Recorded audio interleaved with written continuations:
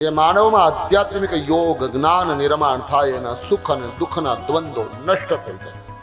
પછી સુખ દુઃખની અનુભૂતિ ફિલિંગ જ ન થાય. તમને સુખ, અને જે દિવસે તમને સુખની ફિલિંગ બંધ થઈ જશે તે દિવસે તમારા જીવનમાંથી દુઃખ આપમેળે જતું રહેશે.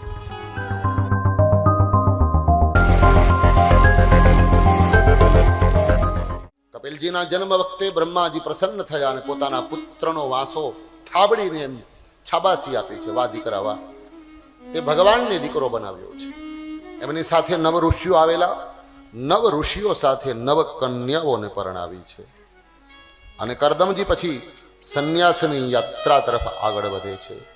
કરદમજી સંન્યાસ માટે નીકળ્યા અને એકાંત જોઈને મહાપ્રભુને ગુરુ બનાવે છે. કપિલ ભગવાનના ચરણોમાં આવી માતાએ શરણાગતિ સ્વીકારી છે. આજ અહીંયા ભગવાન કપિલ પુત્ર છે, છતાંય માએ સમય જોયો એકાંતના સમયમાં બિંદુ સરોવરના કિનારે. ગુજરાતના સંત છે કપિલ ભગવાન,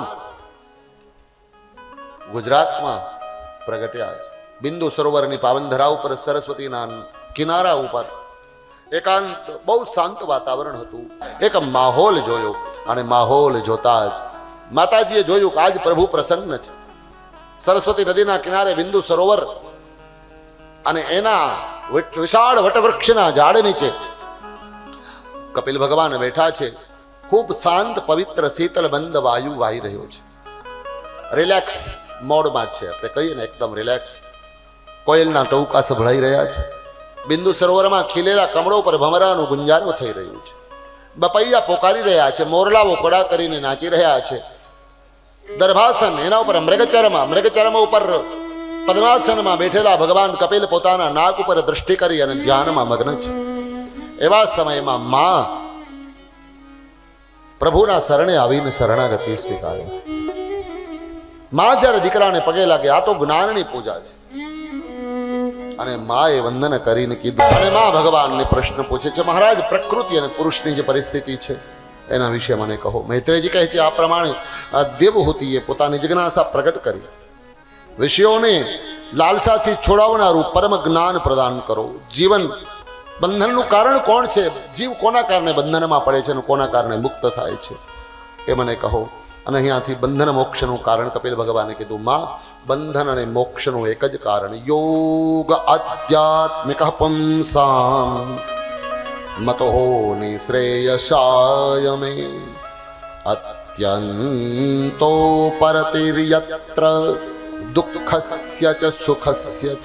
હે માં, મારો નિશ્ચિત મત છે કે માનવ માત્રનું આત્યંતિક કલ્યાણ કરવાનું સામર્થ્ય માત્ર અધ્યાત્મ યોગમાં છે. જે માનવમાં આધ્યાત્મિક યોગ જ્ઞાન નિર્માણ થાય એના સુખ અને દુઃખના દ્વંદ્વો નષ્ટ થઈ જાય. પછી સુખ દુઃખની અનુભૂતિ ફિલિંગ જ ન થાય. તમને સુખ, અને જે દિવસે તમને સુખની ફિલિંગ બંધ થઈ જશે તે દિવસે તમારા જીવનમાંથી દુઃખ આપમેળે જતું રહેશે.